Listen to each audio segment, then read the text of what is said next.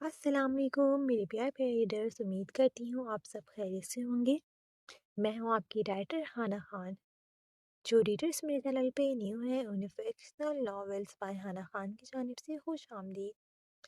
Channel کو subscribe کر دیں، ایپیسوڈ کو لائک کر دیں اور کامنٹ باکس میں اپنی قیمتی رائے کا اظہار لازمی کریں۔ تو جی چلتے ہیں آج کے ایپیسوڈ کی جانب۔ پرنسل محبت، بس قلم ہانہ خان، قسط نمبر 28۔ اس ناول کے تمام جملہ حقوق اس ناول کی مصنفہ ہانہ خان کے پاس محفوظ ہیں، لہٰذا اس ناول کو کسی بھی پلیٹ فارم پر اپلوڈ یا پوسٹ کرنے سے گریز کریں۔ کچھ سوچتے ہوئے آئلین نے ادھر ادھر نظریں دوڑائیں۔ پہلی نظر اس کی دروازے کی جانب اٹھی جہاں سے اغوا کار باہر گئے تھے۔ دروازہ مضبوطی سے بند تھا۔ آئلین نے بے بس سے ایک سانس کھینچی کہ اس کی نظر بے اختیار ہی اوپر کی جانب اٹھی جہاں ایک اونچی کھڑکی تھی۔ یہ ایک واحد کھڑکی تھی اس پورے کمرے میں، جس میں بھی لوہے کی سلاخوں کے ساتھ ایک بڑا سا زنگ آلود تالا لگا تھا۔ آئلین نے پریشانی سے اپنے لب کچلے، پھر یکلک اس کی آنکھوں میں چمک سی دوڑی تو اس نے ارد گرد نظریں دوڑا کر جیسے اس کھڑکی تک پہنچنے کے لیے کوئی چیز ڈھونڈنی چاہی۔ ایسا نہیں تھا، وہ کھڑکی بہت زیادہ اونچی تھی۔ ہاں، بس اتنی اونچی تھی کہ اس کے باہر جھانکنے کے لیے کسی چیز پر چڑھنا پڑتا۔ کچھ دور ہی آئلین کو ایک ٹوٹی ہوئی ٹیبل نظر آئی جو فی الحال اس کے کام آ سکتی تھی۔ آئلین نے بغیر کسی آواز کے چھوٹی سی ٹیبل کو اٹھا کر کھڑکی کے پاس رکھا، پھر اس کے اوپر چڑھ کر باہر دیکھنے کی کوشش کی۔ کم از کم اسے پتا تو چلتا کہ آخر وہ ہے کہاں۔ جیسے ہی آئلین کی نظر باہر کی منظر پر پڑی، آئلین کا وجود بری طرح لرزا۔ سرمئی آنکھوں میں نمی کے ساتھ ساتھ خوف بھی تیرنے لگا۔ باہر دور دور تک صرف گھنے درخت موجود تھے۔ یا اللہ، یہ تو کوئی جنگل ہے، میں یہاں سے کیسے نکلوں گی؟ آئلین نے لرزتی آواز میں کہتے کانپتے ہاتھوں سے اس تالے کو جھٹکا دے کر کھولنے کی کوشش کی، مگر ناکام ٹھہری۔ آئلین یزدان خان زادہ، دماغ لگاؤ، اس تالے کو آخر کیسے کھول سکتے ہیں؟ آئلین نے اپنے نازک ہاتھ کا مکہ بناتے آہستہ آہستہ اپنی چمکتی سرخ و سفید پیشانی پر مارا، پھر یکلت اس کی آنکھیں چمکی۔ اوہ میری گڑیا، شکریہ اتنا اچھا آئیڈیا دینے کے لیے۔ آئلین دماغ میں آتے خیال کو سوچتے جھوم اٹھی تھی۔ بے ساختہ ہی عفاف پر ڈھیروں پیار آیا تھا۔ ہوا کچھ یوں تھا کہ کچھ دنوں پہلے عفاف نے کھلکھلاتے ہوئے آئلین کو اپنی ہاسٹل میں کی گئی کارستانی بتائی تھی، جس میں اس نے اپنی بال پن کی مدد سے اپنے کمرے کی کھڑکی کا لاک کھولا تھا، کیونکہ عفاف میڈم کو وارڈن نے سزا کے طور پر گراؤنڈ میں کھڑا کر دیا تھا اور اس کا کمرہ لاک۔ پھر کیا تھا، عفاف پائپ سے چڑھتے کھڑکی سے اپنے کمرے میں کود گئی تھی۔ کچھ دنوں پہلے کا منظر یاد کرتے آئلین ہنس دی تھی۔ وہ لوگ کتنا ہنسی تھی۔ آئلین نے سوچتے ہوئے ہنسنے کے باعث اپنی آنکھوں میں چمکتی نمی کو صاف کیا اور پھر تیزی سے اپنے بالوں سے پن نکالتے اس تالے میں گھمائی۔ یہ ٹیکنیک بھی پورا واقعہ سنانے کے بعد عفاف نے ہی اسے سکھائی تھی۔ کھل جاؤ نا یار، پلیز کھل جاؤ۔ آئلین نے زیر لب بڑبڑاتے لرزتے ہاتھوں سے 2-3 بار کوشش کی۔ اس کا پورا وجود اس وقت خوف کے باعث پسینے سے شرابور تھا۔ اگر وہ لوگ دوبارہ آ جاتے تو؟ آئلین نے نفی میں سر ہلاتے ایک بار پیچھے مڑ کر دیکھا اور ایک بار اور کوشش کی، مگر اس بار بھی ناکامی کا سامنا کرنا پڑا۔ شاید وہ تالا جام ہو چکا تھا۔ اللہ جی، پلیز میری مدد کر دیں۔ آئلین نے نم آنکھوں سے ہچکی لیتے اوپر کی جانب دیکھتے اپنے واحد مددگار کو پکارا تھا اور اللہ کا نام لیتے ایک بار پھر کوشش کی۔ اگلے ہی لمحے ٹک کی آواز کے ساتھ تالا کھل چکا تھا۔ آئلین نے پہلے بے یقینی سے اس کھلے ہوئے تالے کو دیکھا، پھر ہاتھوں میں چہرہ چھپائے پھوٹ پھوٹ کر رو دی۔ پہلی بار اس نے اپنے رب سے کوئی چیز اس قدر شدت سے مانگی تھی اور اس کے پروردگار نے اسے خالی ہاتھ نہیں لوٹایا تھا۔ دل خود بخود اپنے رب کی بارگاہ میں سجدہ ریز ہوا تھا۔ آئلین نے تیزی سے آنکھیں صاف کرتے اس تالے کو نکالتے احتیاط سے سائڈ پر رکھا تھا تاکہ شور نہ ہو، پھر اتنی ہی احتیاط سے ان لوہے کی سلاخوں کو کھولا تھا جو ہلکے سے شور کے بعد کھل چکی تھی، مگر اس ہلکے سے شور نے بھی آئلین کا دل خوف سے حلق میں اٹکا دیا تھا۔ تھوڑی سی جدوجہد کے بعد آخر کار آئلین اس کھڑکی پر چڑھنے میں کامیاب ٹھہری تھی اور اگلے ہی لمحے وہ باہر کی جانب کود گئی تھی۔ نیچے گرنے کے باعث اس کو کئی خروچیں آئی تھیں۔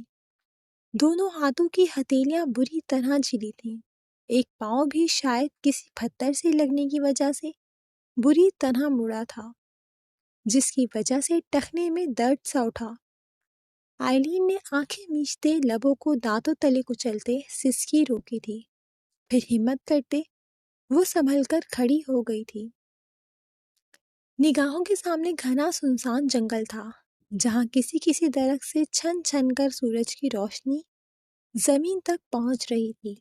آئلین کے گلے میں گلٹی سی ابھر کر مدھم ہوئی۔ یہ منظر خوفناک سا تھا، چاروں اور درختوں کے سائے اور ہوا میں ہلکی سی سرسراہٹ، کہیں دور سے آتی جنگلی جانوروں کی آوازیں آئلین کا دل خوف سے بری طرح دھڑکا رہی تھیں۔ آئلین، ہمت کر، کچھ بھی کر کے یہاں سے نکلنا ہے، اپنے لیے، بابا کی عزت کے لیے، ہمت کر۔ آئلین نے خود سے کہتے زیر لب آیت الکرسی کا ورد کرتے اپنے قدم آگے کی جانب بڑھائے۔ اسے فی الحال اس گھر سے دور جانا تھا جہاں انسانوں کے بھیس میں درندے موجود تھے۔ آئلین کو اس گھنے جنگل میں بھٹکتے جیسے کافی گھنٹے گزر چکے تھے، یہ اندازہ بھی اسے اپنی نڈھال سی حالت سے ہو رہا تھا۔ پاؤں چل چل کر شل سے ہو چکے تھے، ایسا لگ رہا تھا وہ مزید ایک قدم بھی نہیں اٹھا پائے گی۔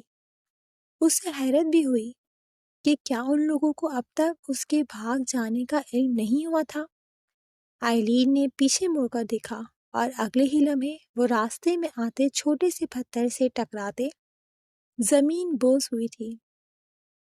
ایک بالخراش چیخ آئلین کے لبوں سے برآمد ہوئی تھی، جسے اگلے ہی پل وہ منہ پر ہاتھ رکھتے خوف سے روک چکی تھی۔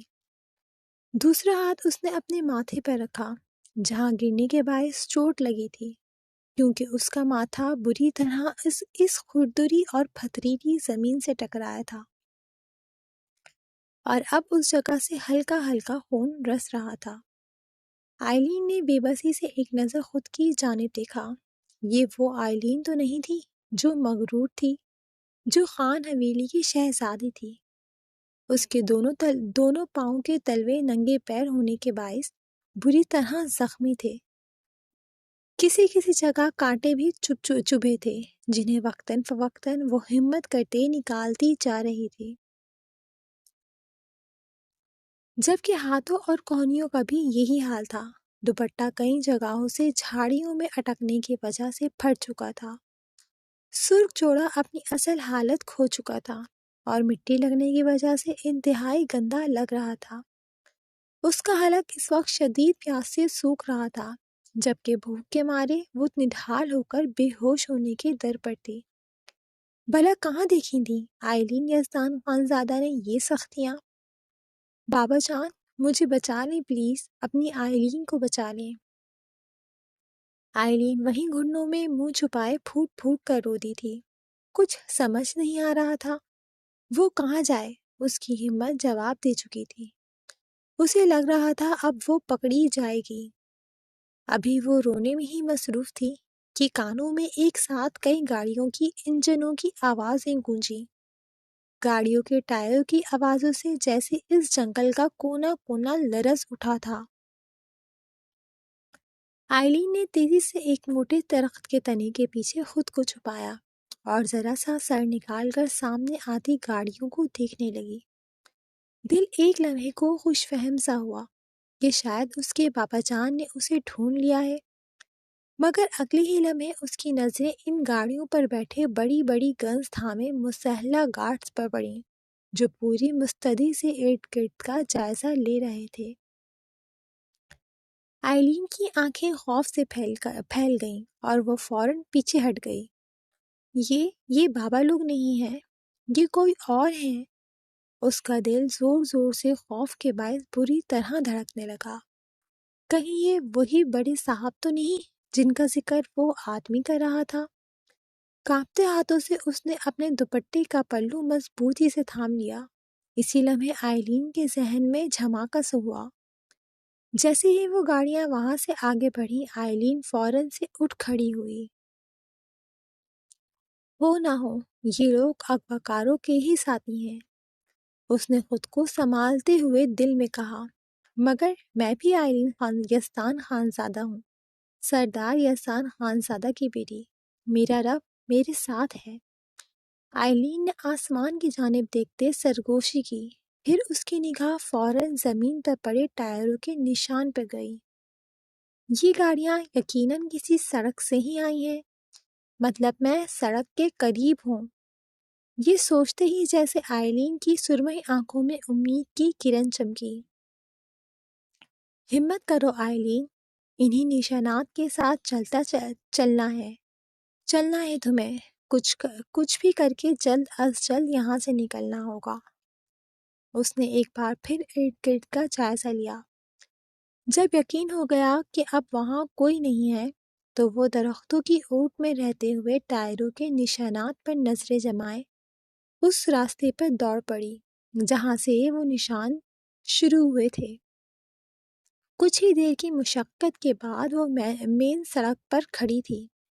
آئلین کے لب بے اختیار مسکرائے، وہ کامیاب ہو چکی تھی۔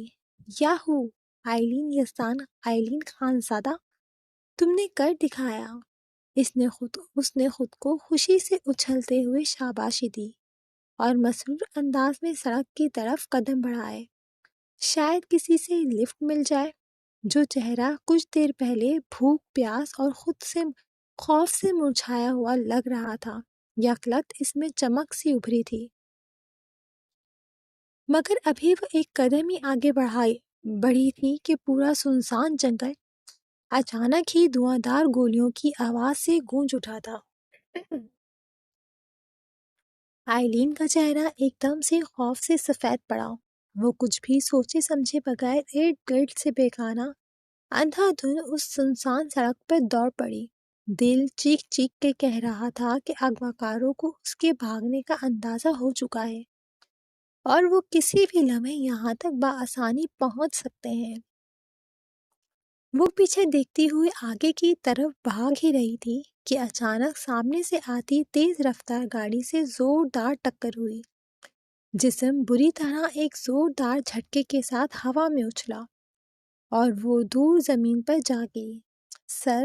سڑک پر پڑے ایک نوکدار پتھر سے پوری شدت سے ٹکرایا تو یکلخت آنکھوں کے آگے اندھیرا چھا گیا، تو وہیں سیاہ تارکول کی سڑک لمحوں میں سرخ ہونے لگی۔ بند ہوتی آنکھوں سے اس نے آخری دھندلا منظر جو دیکھا وہ یہ تھا کہ سیاہ رنگ کی کرتے شلوار میں ملبوس ایک اونچا لمبے قد کا حامل شخص تیزی سے اس کی طرف بھاگتا ہوا آیا تھا۔ کون تھا یہ شخص؟ آئلین نے بے بس سی نم ہوتی دھندلی آنکھوں سے اٹھنے کی کوشش کی مگر ناکام رہی۔ وجود سے جان نکلتی محسوس ہو رہی تھی، اعصاب سن ہو چکے تھے۔ پھر اس شخص نے آئلین کا گال تھپتھپاتے اسے ہوش میں لانے کی کوشش کی۔ پھر آئلین نے خود کو ہوا میں جھولتا ہوا محسوس کیا۔ شاید وہ شخص اسے اپنی باہوں میں اٹھا کر تیزی سے گاڑی کی طرف بڑھا تھا، ہوش و گرد سے بیگانہ ہونے سے پہلے بھی آئلین نے کہیں پیچھے سے گولیوں کی آوازیں سنی تھیں، اور پھر اس کا ذہن مکمل تاریکی میں ڈوب گیا۔ دن برف رفتاری سے گزر رہے تھے، مگر خان حویلی میں تو موت سا سناٹا تھا۔ ہر کوئی ایک دوسرے سے نگاہ چراتا پھر رہا تھا، سب کی زندگیاں جیسے اس ایک لمحے میں رک چکی تھیں جب آئلین کو ان کی ہی حویلی سے پوری ہوشیاری کے ساتھ اغوا کر لیا گیا تھا۔ آج تقریباً ایک ہفتہ گزر چکا تھا خانزادوں کو آئلین کو ڈھونڈتے ہوئے، مگر شاید اب کی بار دشمن ان کی سوچ سے زیادہ شاطر تھا، تبھی اب تک ہر بار انہیں ناکامی کا سامنا کرنا پڑ رہا تھا۔ زاویان تھکا ہراسا اپنے کمرے میں داخل ہوا، اور خانزادہ اور یزدان خانزادہ کی سختی پر ہی آخرکار زاویان اور کیان کو واپسی حویلی آنا پڑا تھا، ورنہ وہ لوگ تو جیسے سب کچھ بھول بھال بیٹھے تھے۔ اس وقت رات کے 3 بج رہے تھے۔ صبح ایک بار پھر وہ لوگ یزدان اور اذہان کے ساتھ مل کر آئلین کو ڈھونڈنے کا ارادہ رکھتے تھے۔ شاویز اور ابتسام نے اپنی ہر طرح کی سورس لگا لی تھی، مگر اب تک آئلین کے حوالے سے کوئی سراغ نہیں ملا تھا۔ یزدان اور اذہان کی حالت بن آب مچھلی کی مانند تھی۔ ہر دن کے اختتام پر یزدان کی جیسے سانسیں ٹوٹنے کی در پر تھیں، جبکہ زریام تو جیسے ان سب سے ہی لا تعلق ہو بیٹھا تھا، مگر یہ تو سبھی جانتے تھے کہ زریام آئلین کے معاملے میں خاموش نہیں بیٹھ سکتا، لیکن فی الحال سب نے اس کی طرف سے خاموشی اختیار کر لی تھی۔ زاویان نے جیسے ہی کمرے میں قدم رکھا، کمرہ ہلکی نیلگو روشنی سے جگمگا رہا تھا، جبکہ جیسے ہی زاویان کی نظر اپنے بیڈ پر پڑی، وہاں درمیان میں عنایا خانزادہ کو گہری اور پرسکون نیند میں پورے استحقاق کے ساتھ سوتے دیکھ کر زاویان کی ساری تھکن اڑن چھو ہوئی تھی۔ لبوں پر مسرور سی مسکراہٹ بکھری، جبکہ سرمئی آنکھوں میں یکلک سرخ خمار کے ڈورے تیرے۔ کتنا حسین تھا یہ منظر! اس کی من پسند عورت اس کی محرم کے روپ میں اس کے کمرے میں اپنے ہوش ربا سراپے سمیت منہ استراحت تھی۔ زاویان نے سوچتے ٹھنڈی مگر مسرور سی بھرتے بائیں جانب اپنے دل پر ہاتھ رکھتے اپنے قدم اپنے فل سائز بیڈ کی جانب بڑھائے، آنکھوں میں یکلک شوقی سی چمک اٹھی تھی۔ زاویان جس نے ایک ہاتھ سے اپنی ٹی شرٹ اتار دے صوفے پہ اچھالی تھی، اس نے کچھ جھک کر عنایا کے ارد گرد اپنی مضبوط ہاتھ رکھتے خمار آلود نگاہوں سے اس کی خوبصورت نقوش کا جائزہ لیا، پھر جھک کر آہستہ سے اس کی پیشانی چومتے، اس کے چہرے کو چھوتی لٹ کو پھونک مارتے اس کے چاند سے چہرے سے ہٹایا۔ دل تو بہت کچھ کرنے پر اکسا رہا تھا، مگر وہ جو سونے سے پہلے شاور لینے کا عادی تھا، منہ بنا دے خود کی جانب دیکھتے عنایا کے کان کے قریب ایک بار پھر جھکا۔ سویٹ ہارٹ، تھوڑی دیر آپ مزید اپنی نیند پوری کر لیں، جب تک میں فریش ہو کر آتا ہوں، پھر آپ کی نیند حرام کروں گا۔ زاویان نے گمبھیر آواز میں شرارت سے سرگوشی کرتے جھک کر عنایا کی تھوڑی چومی، پھر آہستہ آواز میں سیٹی بجاتے واش روم کی جانب بڑھ چکا تھا۔ فی الحال پہلے اس کا فریش ہونے کا ارادہ تھا، موڈ ایک دم سے بہت اچھا ہوا تھا۔ تھوڑی ہی دیر میں وہ ٹاول سے بال خشک کرتے، ٹاول کو ایک طرف پھینکتے، نم بالوں کے ساتھ ایک انگڑائی لیتے بیڈ کی جانب بڑھا تھا، اور دھڑم سے عنایا کے اوپر گر چکا تھا۔ عنایا جو گہری نیند اور پرسکون نیند میں دنیا مافیا سے بیگانی سو رہی تھی، اپنے اوپر اچانک سے گرتے پہاڑ جیسے وزن پر چیخ مارتے ہڑبڑا کر اٹھی تھی، جس پر زاویان نے قہقہ ضبط کرنے کے لیے سختی سے اپنے نچلے ہونٹ کو اوپری دانتوں میں دبایا تھا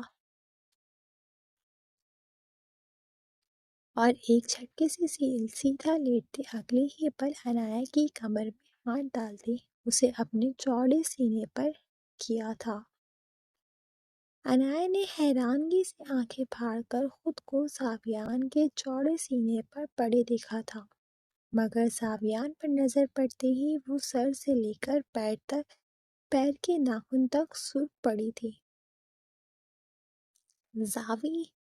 عنایا نے جھنجھلاتے ہوئے زاویان کے کندھے پر مکہ جڑا تھا، جو عنایا کی کمر کے گرد گرفت بتدریج بڑھاتا ہی جا رہا تھا، جیسے اسے اپنے سینے میں مدغم کرنے کا ارادہ رکھتا ہو، جبکہ عنایا کو اپنی پسلیاں ٹوٹتی محسوس ہو رہی تھیں۔ جی زاوی کا دل! زاویان نے لہجے میں شدت سموئے نرم لہجے میں کہتے شدت سے اپنے لب عنایا کی پیشانی پر ثبت کیے تھے، جس پر عنایا کی پلکیں لرز کر اس کے رخساروں پر سجدہ ریز ہوئی تھیں۔ کافی دیر کی معنی خیز سی خاموشی کے بعد ایک بار پھر کمرے میں زاویان کی بھاری گمگیر آواز گونجی تھی۔ میری جان کو میں نے دلہن کے روپ میں بھی نہیں دیکھا۔ زاویان نے عنایا کے ایک ایک نقش کو اپنے پرحدت لبوں کے لمس سے دہکا دے، آخر میں اپنی کھڑی مغرور ناک عنایا کے دائیں رخسار پر ٹریس کی کر کے شکوہ سا کیا تھا، جس پر عنایا کے لبوں پر اس کی معصوم سے شکوے پر مسکراہٹ بکھری تھی۔ کوئی بات نہیں، گیا تو اب بھی کچھ نہیں ہے، میری جان جا کر میرے لیے تیار ہوگی، ویسے ہی جیسے نکاح والے دن ہوئی تھی۔ زاویان نے عنایا کے اسی رخسار پر جس پر کچھ دیر پہلے اپنی مغرور سی ناک ٹریس کر رہا تھا، اس پر دانت کاٹتے فرمائش کی تھی، جس پر جیسے ہی عنایا نے لرزتی پلکوں کو اٹھا کر زاویان کی آنکھوں میں ابھرتی فرمائش کو پڑھا تو اس کا وجود بری طرح لرزا تھا، جو زاویان نے صاف محسوس کیا تھا، مگر فی الحال اس کا اپنے دل کے سکون کو بخشنے کا کوئی ارادہ نہیں تھا۔ چلو جی جانم، بہت آرام کر لیا، شاباش، ڈریسنگ روم کی جانب قدم بڑھاؤ، مجھے اپنی جان کو سر سے پیر تک اپنے لیے سجا دیکھنا ہے۔ زاویان ایک جس سے عنایا کو اپنی گرفت سے آزاد کرتے بیڈ سے نیچے اتارتے ڈریسنگ روم کی جانب جانے کا اشارہ کیا، جس پر عنایا نے روحان سے ہو کر زاویان کی جانب دیکھا، جس کو رات کے 3 بجے نہ جانے کون سا دورہ پڑ چکا تھا، جبکہ زاویان کی آنکھوں میں واضح تنبیہ تھی کہ اگر وہ خود تیار نہیں ہو سکتی تو وہ خود کر دے گا۔ عنایا نے شکوے سے زاویان کی جانب دیکھا، جس پر وہ کندھے اچکا کر ابھی عنایا کی جانب بڑھتا ہی کہ عنایا فل اسپیڈ میں دوڑتی ہوئی ڈریسنگ روم میں بند ہو چکی تھی، جس پر زاویان قہقہ لگاتے صوفے کی جانب بڑھ چکا تھا۔ انداز مسرور سا تھا، وہ عنایا کو لے کر اور زیادہ حساس ہو چکا تھا۔ ذریعام کا سوچتے زاویان نے ٹھنڈی آہ بھرتے آنکھیں مونتے سر صوفے کی پشت پر ٹکایا تھا۔ تقریباً آدھے گھنٹے کے انتظار کے بعد زاویان، جو آنکھیں مندے کوئی گانا گنگنا رہا تھا، کانوں میں ٹھک سے کھلتے ڈریسنگ روم کے دروازے کی آواز پر اس کے لبوں پر مخمور سی مسکراہٹ پھیلی اور اس نے اپنی سرمئی آنکھیں کھولتے اس جانب دیکھا جہاں عنایا انگلیاں مروڑتی دلہن کے سرخ جوڑے میں تیار کھڑی تھی۔ زاویان نے پورے حق سے سر سے لے کر پیر تک اس کا جائزہ لیتے اٹھ کر اپنے قدم نروس سی کھڑی عنایا کی جانب بڑھائے۔ چال میں مغروریت صاف دیکھی جا سکتی تھی۔ ہاں، وہ مغرور تھا کیونکہ اس کی من پسند عورت اس کے نکاح میں موجود اس کی ملکیت کے روپ میں اس کے ہی کمرے میں اس کے سامنے کھڑی تھی۔ زاویان کے ہر بڑھتے قدم پر کانفیڈنٹ سی عنایا کا دل زوروں سے دھڑک رہا تھا۔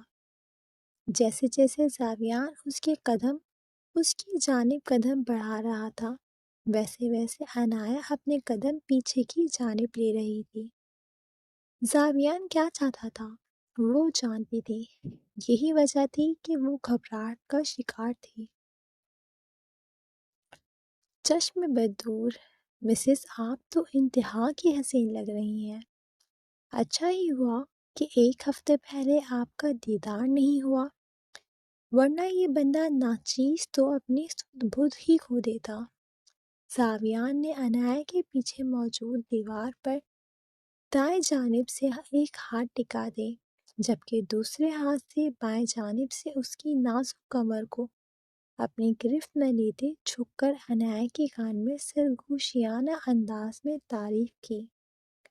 تو عنایا جو غصے سے اپنی پشت سے ٹکراتی دیوار کو کوس رہی تھی، جیسے وہ جان بوجھ کر اس کے راستے میں حائل ہوئی ہو، اس کے لب اپنے من پسند شخص کے لبوں سے اپنے لیے تعریفی کلمات سنتے مغروریت سے مسکرائے۔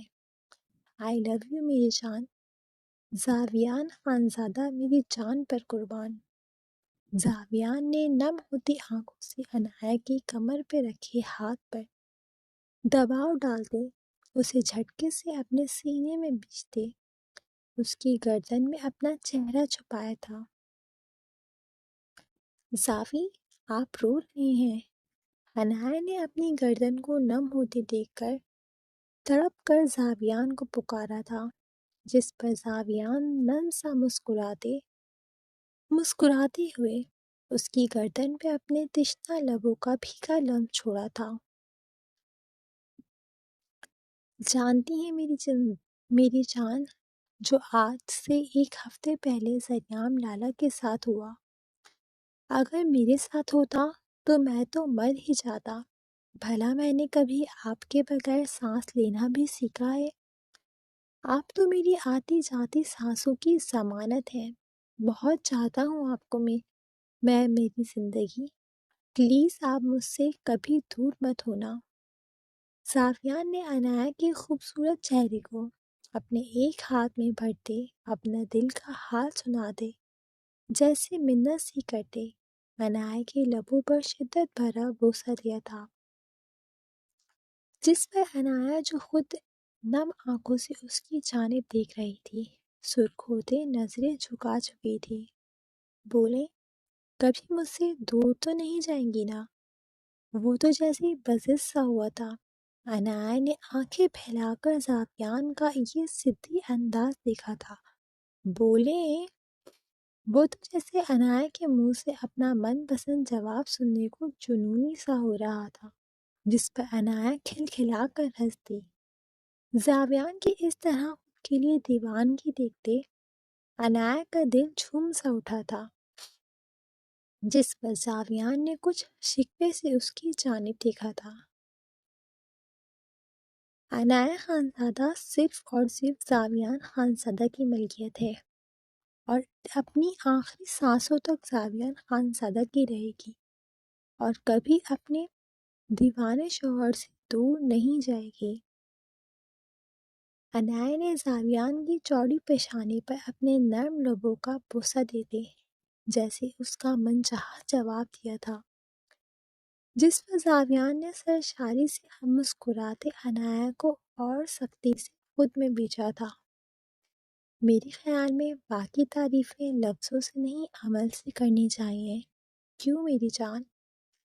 زاویان جو مخمور سی نگاہوں سے عنایا کے شرم سے سرخ پڑتے چہرے کو دیکھ رہا تھا، آخر میں شرارت سے ہنستے ہوئے اس کے کان میں سرگوشی کرتے اگلے ہی پل اسے ایک جھٹکے سے اپنی باہوں میں اٹھا دے، اپنے قدم بیڈ کی جانب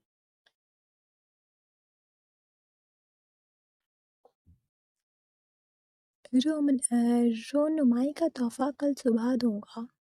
زاویان کی گئی سرگوشی پر جہاں عنایا نے شرم سے اپنا چہرہ اس کے چوڑے شانے میں چھپایا تھا، وہیں چاند بھی شرماتے ہوئے انہیں حسین زندگی کی دعا دیتے بادلوں کی اونٹ میں چھپ چکا تھا۔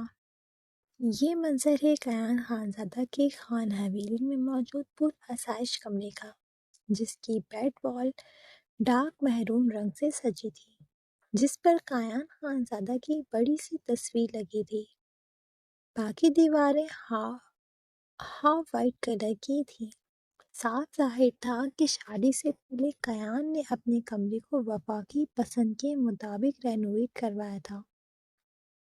فل سائز بیڈ پر پرسکون سی گہری نیند میں گم وفا کی آنکھ اس وقت کھلی جب سورج کی نرم سنہری کرنیں پردوں کی اونٹ سے پھسلتی ہوئی اس کی پلکوں پر آ ٹھہریں۔ آنکھیں نیند کے بوجھ کے باعث کھلنے سے انکاری تھیں۔ وفا نے سورج کی روشنی سے تنگ آتے منہ بناتے کروٹ بدلنے کی کوشش کی تو خود کو مضبوط گرفت میں پایا۔ حواس کچھ بحال ہوئے تو ناک کے نتنوں سے مخصوص خوشبو ٹکراتی محسوس ہوئی۔ وفا نے ایک جھٹکے سے آنکھیں کھولتے کچھ اٹھ کر اپنے سینے کی جانب دیکھا۔ دیکھتے اس مضبوط گرفت کی وجہ جاننی چاہیے تو اس خوبصورت منظر کو دیکھتے اس کا سانس سینے میں اٹکا، دل اتنی زور سے دھڑکا کہ اس کی آواز اسے اپنے کانوں تک میں گونجتی محسوس ہوئی۔ لبوں پر مسرور سی مگر شرمگی سی مسکراہٹ پھیلی۔ وہ پوری طرح کیان خانزادہ کے مجبور حصار میں قید تھی۔ کیان خانزادہ کا سر وفا کے دھرا تھا تو ایک ہاتھ وفا کے بالوں میں الجھا تھا، جبکہ دوسرا ہاتھ وفا کی کمر کے گرد کسی سانپ کی مانند سختی سے لپٹا تھا۔ وفا کی نازک ٹانگوں پر بھی اس نے اپنی ایک ٹانگ کا وزن جیسے جان بوجھ کر ڈالا ہوا تھا۔ یوں وہ وفا کو تکیے کی مانند اپنے سینے میں بیچے دنیا مافیا سے بیگانہ گہری اور پرسکون نیند میں گم تھا۔ بال بے ترتیب سے اس کی پیشانی پر بکھرے تھے، جبکہ اس کی سانسوں کی گرم حدت سے وفا کو اپنا دل قطرہ قطرہ پگھلتا محسوس ہو رہا تھا۔ کافی دیر تک وفا ایسے ہی لیٹی رہی، پھر اس کی نظر گھڑی پر پڑی جو صبح کے 10 بجا رہی تھی۔ نہ جانے کیان رات کے کس پہر خان حویلی آیا تھا۔ اب تو وفا اور عنایا کے ہاتھوں کی مہندی بھی اتر چکی تھی۔ کیا کیا خواب بنے تھے ان لوگوں نے، مگر خیر۔ وفا نے سوچتے گہرا سانس لیا۔ یزدان خانزادہ اور اذہان کو ان کی ضرورت تھی۔ وہ اگر اپنے بارے میں سوچتی تو خود غرض کہلاتی۔ کیان، وفا نے کچھ جھجکتے ہوئے کانپتی انگلیوں سے کیان کے بالوں کو سہلاتے اسے نرمی سے کچھ اٹکتے ہوئے پکارا۔ شرم آڑے آ رہی تھی۔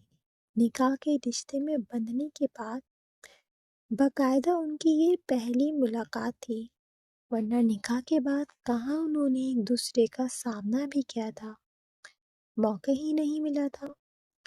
دوسری طرف وفا کے سینے پر کیان کے ہونٹ دلکشی سے مسکرائے تھے۔ وہ تو کب کا جاگ چکا تھا۔ بھلا کیا من پسند عورت کے پہلو میں بھی انسان سویا جا سکتا ہے؟ کیان نے سوچتے اپنے لبوں کو دانتوں میں دبایا۔ کیان، وفا نے ایک بار پھر اسے پکارا۔ جی میری جان۔ کیان کی گمبھیر بھاری اور خوبصورت مدھوش سی آواز میں کی گئی سرگوشی پر جہاں وفا کا چہرہ سرخ رنگ میں ڈھلا وہیں قیان نے وفا کے گرد گرفت مزید تنگ کرتے کچھ اوپر ہوتے اپنا چہرہ اس کی سرخی دار گردن میں چھپایا، جس پر وفا نے جھرجھری سی لی۔ مسز قیان خانزادہ، نکاح مبارک ہو۔ قیان نے وفا کی گردن پر بوسہ دیتے اس کے کان میں مسرور سی سرگوشی کی۔ آپ کو بھی؟ وفا نے اپنی شرم سے پھولتی سانسوں پر قابو پاتے جھجکتے ہوئے کہتے۔ قیان کی شرٹ لیس وجود کو دیکھتے آنکھیں میچیں۔ اس کی نظر اب پڑی تھی قیان محترم کی حالت پر، جو شرٹ بڑے مزے سے اس کے اوپر آرام فرما رہا تھا۔ معذرت چاہتا ہوں جانا کہ میں نے آپ کو اگنور کیا، مگر اس وقت اذہان اور بڑے پاپا کو میری… قیان جو وفا کے ماتھے پر بوسہ دیتی ابھی مزید کچھ کہتا کہ وفا تیزی سے اس کے لبوں پر اپنا نازک ہاتھ رکھتے نفی میں سر ہلا گئی تھی۔ پلیز ایسے مت بولیں، مجھے بھی بڑے پاپا ویسے ہی عزیز ہے جیسے آپ کو۔ میں خود آئلین کے لیے پریشان تھی۔ آپ پلیز مجھ سے معذرت مت کریں، میں کون سا غیر ہوں۔ وفا کے محبت بھرے لہجے میں کیے گئے شکوے پر قیان نے اس کے نازک سے ہاتھ کو شدت سے چومتے اپنے لبوں سے ہٹاتے جھک کر اس کے گلابی لبوں پر شدت بھرا، جس پر وفا اگلی ہی پل چھیپ چکی تھی۔ شکریہ میری زندگی، مجھے سمجھنے کے لیے اور میری زندگی میں آنے کے لیے۔ وفا کے خوبصورت چہرے پر بکھرتی بالوں کی لٹ کو اس کے کانوں کے پیچھے کرتے قیان نے اس کے رخسار پر بوسہ دیا تھا۔ لہجہ مخمور سا تھا۔ قیان، میرا تحفہ۔ اس سے پہلے قیان پٹری سے اترتا کہ وفا نے اس کا دھیان بھٹکانے کی کوشش کی، جس پر قیان نے کہکا لگا کر ہنستے ہوئے وفا کے دونوں گال چرخی میں بھر کر زور سے کھینچے۔ او میری سویٹ ہارٹ، اتنا دماغ مت لگاؤ، ابھی نہیں اترتا پٹری سے۔ ایک بار آئلین مل جائے پھر فرصت سے اتروں گا پٹری سے، پھر اگر آپ روکنے کی کوشش بھی کریں گی تو آپ کی ایسی کی تیسی۔ قیان نے ذومعنی سے لہجے میں کہتے آنکھ ونک کرتے اپنا ہاتھ سائڈ ڈرار کی جانب بڑھایا، جبکہ وفا سرخ پڑتے نظریں پھیر چکی تھی۔ یہ لیں محترمہ، آپ کا تحفہ۔ قیان نے ایک بڑا سا سرخ رنگ کا ڈبہ وفا کی آنکھوں کے سامنے لہرایا، جس پر وفا کچھ اشتیاق سے اس ڈبے کو دکھا، مگر قیان بھی اپنے نام کا ایک ہی تھا۔ بجائے یہ کہ وفا خود اس ڈبے کو کھولتی، قیان خود ہی اس ڈبے کو کھولتے اس کے اندر موجود چیز وفا کے سامنے کر چکا تھا، جس پر وفا کا منہ حیرت سے کھلا تھا۔ قیان کی طرح اس کا دیا گیا تحفہ بھی انوکھا تھا۔ وفا سر پیٹ کر رہ گئی تھی۔ قیان، یہ کمر بند ہے، کیسا ہے میری جان کی نازک کمر پر انتہائی خوبصورت لگے گا، مدہوش کن۔ قیان نے خمار زدہ لہجے میں کہتے وفا کی نازک کمر پر انگلی ٹریس کی تھی۔ وفا نے تیزی سے جھرجھری لیتے تھوک نکلا تھا، یہ شخص پاگل ہو چکا تھا۔ قیان، میں پہنا رہا ہوں، ڈسٹرب مت کریں۔ وفا جو ابھی مزید کچھ کہتی کہ قیان اسے آنکھیں دکھاتا خاموش کروا چکا تھا، جبکہ خود وہ اس خوبصورت مگر نازک سے کمر بند کو وفا کی کمر پر باندھنے میں مصروف تھا، اور وہ یہ کام پوری دلجوئی سے کر رہا تھا، جیسے اس سے زیادہ دلچسپ کام کوئی ہو ہی نہ۔ اف، قیامت!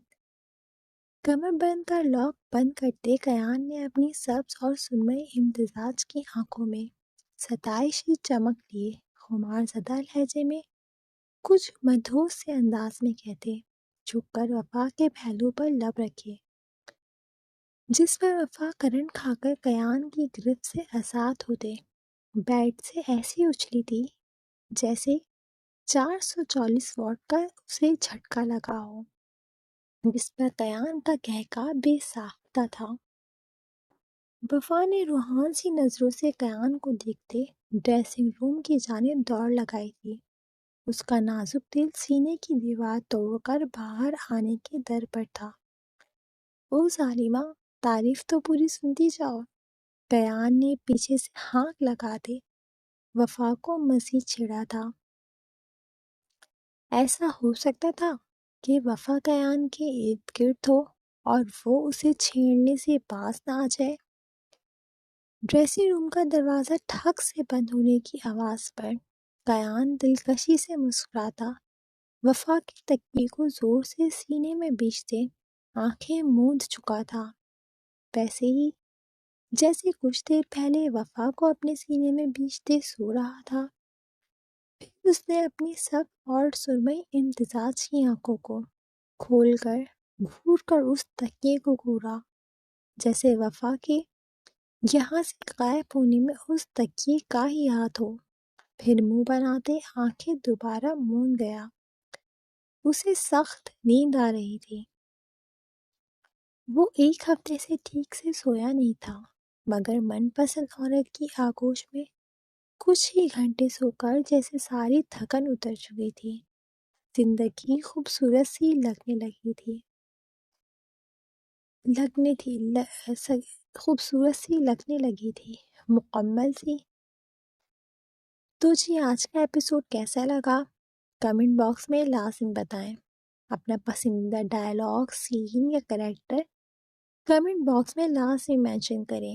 ایپیسوڈ کو لائک کر دیں اور چینل کو سبسکرائب بھی۔ اب آپ سے ملاقات ہوگی اگلے ایپیسوڈ کے ساتھ۔ تب تک کے لیے خوش رہیں، آباد رہیں، ہنستے مسکراتے رہیں اور اپنی رائٹر کو دعاؤں میں یاد رکھیں۔ اللہ حافظ۔